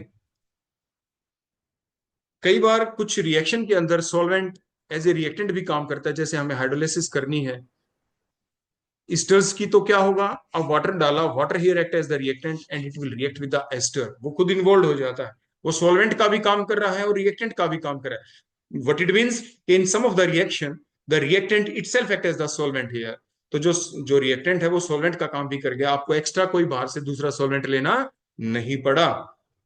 Solvent की विस्कोसिटी, आपने देखा कि अगर आप ज्यादा विस्कस सॉल्वेंट ले लेंगे तो क्या होगा, मॉलिक्यूल्स का डिफ्यूजन कम हो जाएगा। तो मींस जो SN1 रिएक्शन है they get slower down in the more viscous solvent. अगला पॉइंट यूज जो सॉल्वेंट का है वो क्या है, कि सॉल्वेंट में change the nature of the solute. Solute जब किसी सॉल्वेंट में आता है, किसी एक सॉल्वेंट में डाला उसका नेचर अलग है, किसी दूसरे में डाला तो उसका नेचर अलग है। जैसे अमोनियम क्लोराइड को अमोनिया में डाला तो आपने क्या देखा, अमोनिया जब ऑटो आयनाइजेशन दिखाता है तो दिस दो टू आयंस आए, मैंने पहले ही बताया। अमोनियम क्लोराइड ने क्या दिया यहाँ पे, कॉमन कैटायनिक कैरेक्टरिस्टिक दे दी like that of the solvent, तो it act as the hair the acid, इसका एसिडिक नेचर है। लेकिन इसी अमोनियम क्लोराइड को अगर हम वाटर में डाल दें तो देखो, तो जो अमोनियम क्लोराइड ने ना तो कॉमन कैटायनिक कैरेक्टरिस्टिक दी है देखो, ना कॉमन एनायनिक कैरेक्टरिस्टिक दी है, तो इसलिए ना ये एसिड का काम करेगा ना बेस का, ये न्यूट्रल सॉल्ट का काम यहाँ पे करता है, ऐसे आपने देखा। तो द सॉल्वेंट में change the nature of the solute, solute का नेचर यहाँ पे अमोनियम क्लोराइड का एसिड है जब वो लिक्विड अमोनिया में डाला, और अमोनियम क्लोराइड का नेचर यहाँ पे सोल्ट है, न्यूट्रल सोल्ट है, जो आपने इसको किस में डाला, वाटर के अंदर डाला। सॉल्वेंट जो होते हैं वो लेवलिंग सॉल्वेंट की तरह भी काम कर जाते हैं और डिफरेंशिएटिंग सॉल्वेंट की तरह भी काम करते हैं। लेवलिंग सॉल्वेंट और आएगा यहाँ पे, और द डिफरेंशिएटिंग सॉल्वेंट कैसे। लेवलिंग सॉल्वेंट का मतलब क्या होता है, लेवलिंग सॉल्वेंट का मतलब एक ऐसा सॉल्वेंट जिसमें अगर आपने डिफरेंट डिफरेंट एसिड डाले, वो अलग अलग स्ट्रेंथ के थे, लेकिन उस सॉल्वेंट में डालने के बाद सभी की पावर एक जैसी हो गई, सभी को एक जैसा बना दिया उस सॉल्वेंट ने, तो वो लेवलिंग सॉल्वेंट कहलाता है और इफेक्ट लेवलिंग इफेक्ट कहलाता है। जैसे आपने वाटर की जब ऑटोनाइजेशन हुई तो बोला उसने कौन से आयन दिए, H3O पॉजिटिव आयन। तो एक बेसिक फैक्ट होता है, कोई भी स्ट्रॉन्ग एसिड है और वो स्ट्रॉन्ग एसिड किससे, H3O पॉजिटिव से ज्यादा स्ट्रॉन्ग है, तो वो कभी भी वाटर में स्टेबल नहीं होगा। तो वो इस टाइप से आयनाइज हो जाएगा, और आयनाइज होकर वो H3O पॉजिटिव आयन ही देगा, क्योंकि उससे स्ट्रॉन्गर कोई एग्जिस्ट कर नहीं सकता, तो उसी फॉर्म में के अंदर आ गया। तो HCl की जो स्ट्रेंथ है वो किसकी स्ट्रेंथ है, H3O पॉजिटिव। सिमिलरली अगर हम देखें कि HNO3 की स्ट्रेंथ क्या है, यही, बोलो कौन, H3O पॉजिटिव। सल्फ्यूरिक एसिड की स्ट्रेंथ बोलो क्या है, H3O पॉजिटिव। मींस सभी की स्ट्रेंथ एक है, HCl, HNO3, H2SO4, all have the same strength, all completely ionized, and after the complete ionization, all showing the strength of the H3O positive ion. तो means all have the same strength in when they are dissolved in water, जब उनको हम water में डालते हैं. So here the water acts as a leveling solvent for all these three acids, because all these three acids dissociate completely in the water and showing the same strength in the water. Now the differentiating effect of the differentiating solvent. Differentiating solvent का मतलब water ने ionization दी, HCl डाला तो completely ionise हो गया, देखो H3O positive के अंदर वही वो पावर दिखाई। लेकिन अगर हमने एसिटिक एसिड डाला तो कंप्लीटली आयनाइज नहीं हुआ, उतने H पॉजिटिव आयन नहीं दिए, H3O पॉजिटिव आयन नहीं दिए जितने की HCl ने दिए थे। मतलब both HCl and the CH3COH they behave differently in the water here. तो means they HCl showing their full strength, but acetic acid आपका कंप्लीटली डिसोसिएट यहां पे नहीं हो पा रहा। तो what it means, the water act as the differentiating solvent for these two substances, that is HCl and the acetic acid, because here the HCl dissociate completely in the water, but acetic acid do not dissociate completely in the water. So that's the reason here. So here for the HCl and the acetic acid, the same solvent, that is the water, act as the differentiating solvent. वो differentiating solvent का काम कर रहा है। But for the HCl, for the HNO3 and the H2SO4, for all these three, the water here act as the leveling solvent. तो वही हमारी अगला यूज था कि वाटर कभी तो यूज होता है लेवलिंग सॉल्वेंट के लिए, कुछ सब्सटेंस के लिए, और वही सेम किसी दूसरे सब्सटेंस के में जो कंपेयर करें तो डिफरेंशिएटिंग सॉल्वेंट की तरह भी यूज हो सकता है। अब हम देखेंगे किस सॉल्वेंट को कहें कि वो एक अच्छा सॉल्वेंट है, उसके अंदर क्या हो खास प्रॉपर्टी कि हम कह पाएंगे कि वो एक अच्छा सॉल्वेंट है। पहली मेन प्रॉपर्टी मैंने बताया, डिफेंस मैकेनिज्म, मतलब हमें अपना बचाव, दूसरे का बचाव करना है। वो कब, जब हम पता चल पाए कि जो सॉल्वेंट है उसका फ्लैश पॉइंट क्या है, कब वो इग्नाइट होगा, हमें पता चले कि वो इन्फ्लामेबल है या नहीं, वो आग पकड़ लेगा कि नहीं। तो ये सेफ्टी पॉइंट ऑफ व्यू से तो ये पहली मेन कैरेक्टरिस्टिक हम इसको कहेंगे, that is the knowledge about the inflammability of the solvent, which is the must condition for performing any type of process, any type of experiment in the chemistry laboratory. क्योंकि सॉल्वेंटों को हम use कहाँ पे करते हैं, डिफरेंट केमिकल रिएक्शन में use करते हैं, एक्सट्रैक्शन में यूज करते हैं, क्रोमेटोग्राफी में यूज करते हैं, डिफरेंट फार्मास्यूटिकल कंपनीज के अंदर ड्रग सिंथेसिस में हम इनको यूज करते हैं। तो किस लिए यूज करते हैं, और ऐसा सॉल्वेंट हमें लेना होगा ताकि हमारी रिएक्शन की एफिशिएंसी ज्यादा हो, 100% यील्ड आ जाए, सेफ्टी तरीके से वो रिएक्शन चल पाए, हमारी रिएक्शन अच्छे से कंप्लीट हो पाए, सक्सेस मिले हमें उस रिएक्शन के कंप्लीशन के दौरान। तो इसलिए हमें किसी भी प्रॉपर अच्छे सुटेबल सॉल्वेंट को ही चूज करना होगा किसी भी पर्टिकुलर प्रोसेस के लिए। तो कंडीशन क्या क्या है, तो अलग अलग कंडीशन है ये हमारे पास। पहली बात तो केमिकली इनर्ट, जिस भी रिएक्शन को हम करना चाहते हैं, जिस भी रिएक्शन को हम करना चाहते हैं, तो वो जो सॉल्वेंट है किसी भी रिएक्टेंट के साथ रिएक्ट ना करे, वो इनर्ट रहना चाहिए during whole of the reaction. वो किसी भी रिएक्टेंट के साथ रिएक्ट ना करे, और जब रिएक्टेंटों में के बीच रिएक्शन हो जाए और फिर प्रोडक्ट बन जाए, तो बने हुए प्रोडक्ट के साथ भी वो सॉल्वेंट रिएक्ट ना करे, तभी हम कहेंगे वो एक गुड सॉल्वेंट है। ऐसा नहीं कि रिएक्टेंट के साथ तो रिएक्ट कर नहीं रहा था, रिएक्टेंटों के बीच रिएक्शन हुई, प्रोडक्ट बन गया, उस प्रोडक्ट के साथ वो सॉल्वेंट रिएक्ट कर गया, और रिएक्ट करने के बाद कोई और ही अलग नया प्रोडक्ट बन गया। तो अगर ऐसा हुआ है तो वो सॉल्वेंट एक अच्छा सॉल्वेंट नहीं है। तो अच्छा सॉल्वेंट कौन होगा, जो इनर्ट हो टुवर्ड्स ऑल द रिएक्टेंट और the products one, and means shows no side reaction, और वो कोई भी साइड रिएक्शन शो ना करे, इस चीज का हमें ध्यान रखना। प्लस साथ के साथ सॉल्वेंट ऐसा भी हो जिसके ऊपर मान लीजिए reaction are going to occur in presence of light, तो ये ऐसा नहीं कि वो लाइट के साथ खुद रिएक्ट कर जाए। हो सकता है जब भी हम रिएक्शन करें किसी पर्टिकुलर टेम्परेचर के ऊपर कर रहे हैं, तो हीट करते ही साथ वो जो आपका सॉल्वेंट है वो डिकम्पोज हो जाए, किसी और स्पीसी में कन्वर्ट हो जाए, ऐसा ना हो। हम रिएक्शन एसिड कैटालाइज रिएक्शन भी करते हैं, बेस कैटालाइज रिएक्शन भी करते हैं, ऐसा ना हो जो हम एसिड कैटालाइज रिएक्शन करें, जो एसिड कैटलिस्ट का काम कर रहा है, बेस जो कैटलिस्ट का काम कर रहा है, वो सॉल्वेंट उस एसिड और बेस के साथ रिएक्शन करके कोई ऐसी नई चीज बना दे कि आपके इंटरफेरेंस क्रिएट कर दे रिएक्शन के दौरान, या जो रिएक्टेंट है उनके साथ फिर वो रिएक्ट कर जाए, ऐसा ना हो।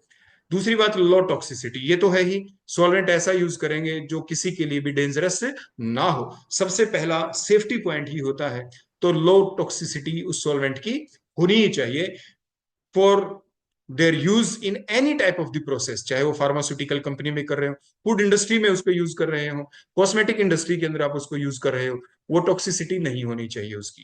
कि जैसे मान लीजिए आप कोई कॉस्मेटिक इंडस्ट्री के अंदर कोई सॉल्वेंट आपने यूज किया, और वो सॉल्वेंट है भी आपका जो सॉल्यूशन जो आप लेते हो बनाने के लिए, चाहे आपने क्रीम बनाई, कोई भी बनाई, कोई ना कोई सॉल्वेंट तो उसके अंदर है ही ना, तभी तो वो थोड़ा विस्कस नेचर है, सॉल्वेंट तो ऐड है ही। वो ऐसा ना हो कि जिसकी वजह से हमारी बॉडी के ऊपर उसका कोई हार्मफुल इफेक्ट हो। तो ये बातें हमें ध्यान रखनी है। तो साथ के साथ लो टॉक्सिसिटी का मतलब वो इन्वायरमेंटल फ्रेंडली होना चाहिए, इन्वायरमेंट के ऊपर उसका कोई भी फर्क नहीं पड़ना चाहिए, तभी हम उसको ग्रीन सॉल्वेंट कह पाएंगे। तभी हम उसको क्या कह पाएंगे, green solvent means causing no pollution in the environment, causes no effect on the environment, including the plants, animal और the human beings।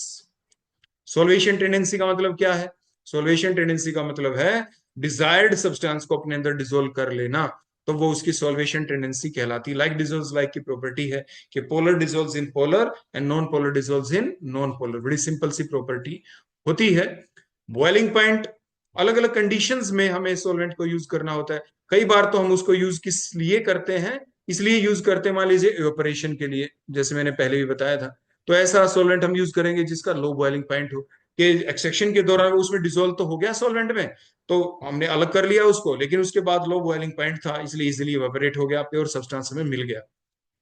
Diethyl ether को जैसे अक्सर यूज किया जाता है, कोई सिंथेसिस हम कर रहे हैं उसके दौरान सॉल्वेंट ऐसा हो जो डिकम्पोज ना हो, हाई टेम्परेचर के ऊपर भी वो डिकम्पोज ना हो, स्टेबल रहे हाई टेम्परेचर के ऊपर, तो हाई बॉइलिंग पॉइंट वाले सॉल्वेंट यूज किए जाते हैं during the synthetic reactions which occurs at a very high temperature. ये हमें ध्यान रखना है। लिक्विड रेंज तो मैंने बता ही दिया था, ये बहुत ही इंपॉर्टेंट पॉइंट होता है, जिसकी ब्रॉड लिक्विड रेंज होगी उसी को एक अच्छा सॉल्वेंट माना जाता है, इसलिए वाटर को एक यूनिवर्सल सॉल्वेंट कहा जाता है, ये आपने देखा था, क्योंकि इसकी ब्रॉड रेंज है 0 से लेके 100 डिग्री सेल्सियस तक। विस्कोसिटी, कोई भी सॉल्वेंट अगर ज्यादा विस्कस है तो वो अच्छा नहीं होगा for the purification, for the mixing process, for any type of handling process, जिससे रेट ऑफ रिएक्शन आपकी डिक्रीज हो जाएगी। अगर विस्कोसिटी कम होगी, अगर लो विस्कोसिटी वाला सॉल्वेंट लेंगे तो इजीली मिक्स कर पाएंगे हम उसके अंदर रिएक्टेंट पार्टिकल्स को, रेट ऑफ रिएक्शन भी इंक्रीज हो जाएगी, एफिशिएंसी रिएक्शन की इंक्रीज हो जाएगी। जैसे एसीटोनाइट्राइल को यूज किया जाता है due to their low viscosity in the high pressure liquid chromatography के अंदर। सोलवेंट ऐसा भी हो जो हमने यूज कर लिया, वेस्ट ना हो, क्योंकि वेस्ट अगर हमने कर दिया सिंक में डाल दिया तो इन्वायरमेंटल फ्रेंडली टेक्निक कहाँ पे रही हमारी। तो जो भी सोलवेंट हमने यूज किया, अगर लास्ट में अगर हम उसको 100% रिकवर कर पाए, प्रोडक्ट बन गया, उसको अलग कर दिया, सोलवेंट हमारे पास फिर मिल गया दोबारा से उसी रिएक्शन को चलाने के लिए, तो मीन्स इजिली रिकवरेबल हमारा सोलवेंट होना चाहिए, तब ताकि वो इन्वायरमेंटल फ्रेंडली टेक्निक बन पाए। सोलवेंट ऐसा भी हो जो कि कॉस्टली ना हो, इकोनॉमिकल, ताकि हमारी टेक्निक रहे, रियडली अवेलेबल हो मार्केट के अंदर, जैसे इथाइल एसीटेट के बारे में कहा जाती है। इन्वायरमेंटल फ्रेंडली कब कहा जाता है? जो ग्रीन केमिस्ट्री के प्रिंसिपल को फॉलो करे। जैसे बायोडिग्रेडेबल ना हो, इन्वायरमेंटल के बायोडिग्रेडेबल होना चाहिए, वो नॉन बायोडिग्रेडेबल ना हो, बायोडिग्रेडेबल होगा तो क्या होगा, वो हमारी जो सॉइल है उसके अंदर पड़ा नहीं रहेगा, वो गेट डिकम्पोज, वो वहां पे जाके मिट्टी मिट्टी में मिल जाएगी और उसका कोई भी इफेक्ट नहीं होगा। रिन्यूएबल रिसोर्सेज से हम उसको प्रोड्यूस करें, ऐसा नहीं कि नॉन रिन्यूएबल से हम उस सॉल्वेंट को प्रिपेयर कर रहे थे, कुछ दिन तक तो बनाया, उसके बाद नॉन रिन्यूएबल वो जो रिसोर्स था वो तो फिनिश हो गया, कम हो गया, कम होगा, उससे उसी से हम वो सॉल्वेंट बना रहे थे, तो क्या होगा, कॉस्ट बढ़ जाएगी। तो कॉस्ट उसकी बढ़ जाएगी, तो उसकी हेल्प से जो भी प्रोडक्ट हम बना रहे थे ओवरऑल उनकी कॉस्ट भी बढ़ जाएगी। तो जो ह्यूमन बींग्स हैं, हम जो आम इंसान है, हमारे लिए वो अब कोई भी चीज जो है वो कॉस्टलियर हो जाएगी। तो हमेशा ही ध्यान रखें, जब भी हम सॉल्वेंट को जो हम यूज कर रहे हैं, किसी प्रोडक्ट को भी जो बना रहे हैं, सॉल्वेंट को यूज कर रहे हैं, रिएक्टेंट को यूज करें किसी प्रोडक्ट को बनाने के लिए, वो कहाँ से डिराइव किए हुए हों, कहाँ से ले रखे हों, जहां तक कोशिश हो रिन्यूएबल रिसोर्सेज से वो हमें डिराइव करने हैं, ये हमेशा ध्यान रखें। मिनिमल इन्वायरमेंटल इंपैक्ट होना चाहिए, वो हमने पहले ही बता दिया। सॉल्वेंट ऐसा हो जो जिसका इन्वायरमेंट के ऊपर कोई भी असर ना हो। Environment includes all things, means plants, animal, we human beings, we all are the part of the environment. ऐसा नहीं कि आप सोचे कि हवा हवा खराब नहीं होनी चाहिए, हवा खराब तो हम भी खराब हो गए, इम्पैक्ट तो हमारे ऊपर आएगा ही ना। तो मीन्स सॉल्वेंट ऐसे, जैसे वाटर एक यूनिवर्सल सॉल्वेंट है, जो नॉन टॉक्सिक भी है, जो महंगा भी नहीं है, इजिली रिकवर भी हम कर सकते हैं, जिसकी विस्कोसिटी भी ज्यादा नहीं है। मीन जो भी हमने कैरेक्टरिस्टिक देखी फॉर ए गुड सॉल्वेंट वो वाटर के अंदर एग्जिस्ट करती हैं। तो ये एक इको फ्रेंडली अच्छा सॉल्वेंट होता है। For the most of the reaction इसको यूज किया जाता है, और इसीलिए इसको यूनिवर्सल सॉल्वेंट भी कहा जाता है। So that is all about from my side about the solvent. तो आज हमने देखा कि सॉल्वेंट की प्रॉपर्टीज क्या हैं। प्रॉपर्टीज को समझते हुए हमने उनको यूज करना सीखा कि अब हम उनको यूज कहाँ कहाँ कर सकते हैं, और उसी बेसिस के ऊपर फिर हमने देखा कि क्या खास बातें हो किसी सॉल्वेंट के अंदर कि हम उसको कह पाए कि वो एक बेटर सॉल्वेंट है। ये तो हमने कुछ मेन मेन पॉइंट बताए हैं। आपकी प्रॉपर्टीज, यूजेस, और जो आपके जो करेक्टरिस्टिक होती है सॉल्वेंट की, इनके अलावा और भी बहुत हैं, जो जैसे जैसे आप केमिस्ट्री को पढ़ते चले जाएंगे, अलग अलग यूनिट्स को पढ़ेंगे, वहां पे अलग अलग सॉल्वेंट आता चला जाएगा। जो भी आप पूरी केमिस्ट्री में पढ़ते हैं, किसी भी सॉल्वेंट का जिक्र किसी भी केमिस्ट्री के किसी भी यूनिट के अंदर किसी भी पार्ट में होता है, तो वो ऑटोमेटिकली अपने आप ही इस चैप्टर का, हमारे आज के लेक्चर का वो पार्ट बन जाता है। So thank you very much. कोई डाउट हो तो आप मेरे से पूछ सकते हैं, कमेंट बॉक्स में लिख सकते हैं।